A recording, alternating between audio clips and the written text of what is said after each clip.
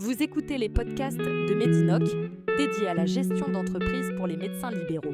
Dans ce nouvel épisode, nous vous aiderons à déterminer vos critères de choix et les perspectives de votre stage de phase de consolidation. Un stage ne se limite jamais à un simple lieu d'apprentissage, il constitue un véritable laboratoire du futur exercice médical, un espace où se croisent les dimensions professionnelles, personnelles, humaines et territoriales. Choisir ce stage, c'est déjà commencer à dessiner son avenir de médecin. Notre approche a été conçue pour accompagner les futurs docteurs juniors dans cette réflexion structurante. Son objectif est clair, aider chacun à identifier ses déterminants individuels afin de construire un projet de phase de consolidation cohérent, réaliste et aligné avec ses valeurs. Ce travail s'articule autour de 4 grands axes. Tout d'abord, les critères personnels et logistiques. Il s'agit des conditions de vie, de tout ce qui participera à votre bien-être et à votre équilibre du quotidien. Viennent ensuite les critères professionnels, centrés sur les conditions d'exercice et l'environnement de travail. Le troisième axe concerne les critères territoriaux, indispensables pour comprendre le cadre de vie et la dynamique locale. Enfin, les perspectives d'installation permettent d'envisager l'avenir, les opportunités d'exercice et l'ancrage territorial à plus long terme. Que l'on ait découvert un cabinet médical ou une structure pour laquelle un véritable coup de cœur a eu lieu, ce guide permet d'objectiver les critères de sélection afin de confirmer ou d'ajuster un projet. Que l'on se projette déjà sur un territoire précis, il aide à comparer les structures accueillant des terrains de stage de phase de consolidation pour asseoir ses choix. Et lorsque le projet n'est pas encore défini, il offre une grille de lecture complète pour évaluer les différents aspects à prendre en compte avant de sélectionner ces terrains de stage. La diversité des questions proposées encourage une réflexion globale et structurée. Elle permet à chaque futur docteur junior de mieux identifier ses priorités et d'avancer vers un projet professionnel cohérent, en accord avec ses ambitions et ses valeurs. Pour aborder cette réflexion, une approche méthodologique est proposée. La première étape consiste à définir ses attentes pour la phase de consolidation, analyser et clarifier ses besoins afin de choisir un stage professionnalisant en cohérence avec son projet d'avenir. La seconde étape vise à construire concrètement son projet autour de 4 familles de critères. Les critères personnels interrogent une question essentielle. Le lieu de stage permet-il de répondre aux attentes pour la vie personnelle? Les critères professionnels amènent à se demander si le lieu de stage correspond aux représentations de l'exercice médical que l'on souhaite développer. Les critères territoriaux permettent d'évaluer si le stage répond aux attentes liées au territoire.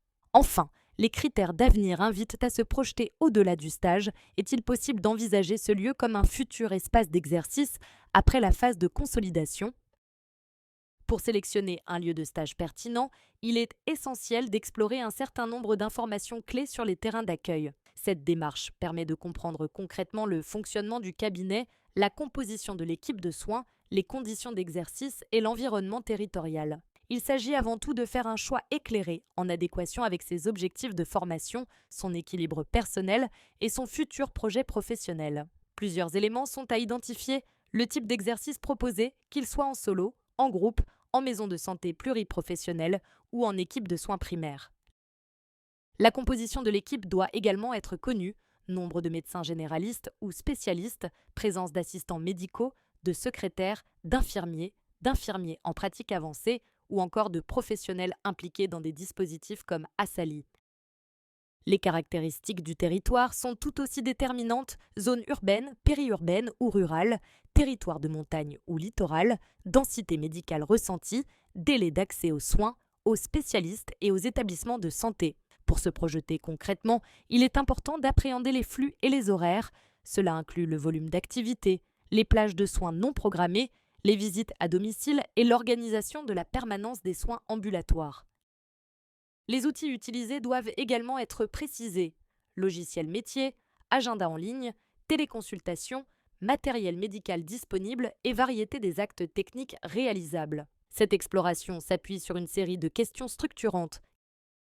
Quel type de patients et de situations cliniques seront rencontrés? Quelle diversité de motifs? Quelle place pour l'urgence, la pédiatrie, la santé de la femme ou la prise en charge des maladies chroniques? Quels actes techniques peuvent être réalisés? Échographie, dermoscopie, pratiques PAM spécifiques et attentes des patients. Quels outils numériques sont à disposition? prise de rendez-vous en ligne, logiciel métier, téléconsultation.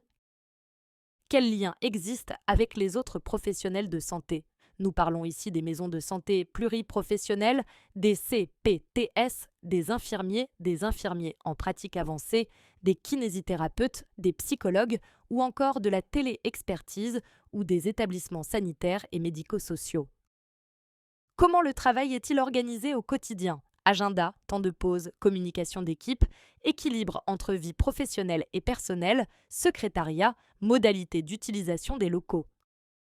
Comment est construit l'encadrement pédagogique? Sans que la liste soit exhaustive, nous pouvons évoquer le rôle du maître de stage universitaire ou du médecin accueillant, l'observation, co-consultation, l'autonomie progressive, les débriefings réguliers, EPU, staff, formation externe et réunions entre pairs.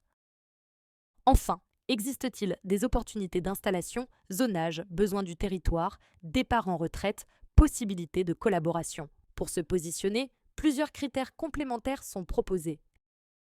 Les critères personnels évaluent la correspondance entre le lieu de stage et les besoins individuels.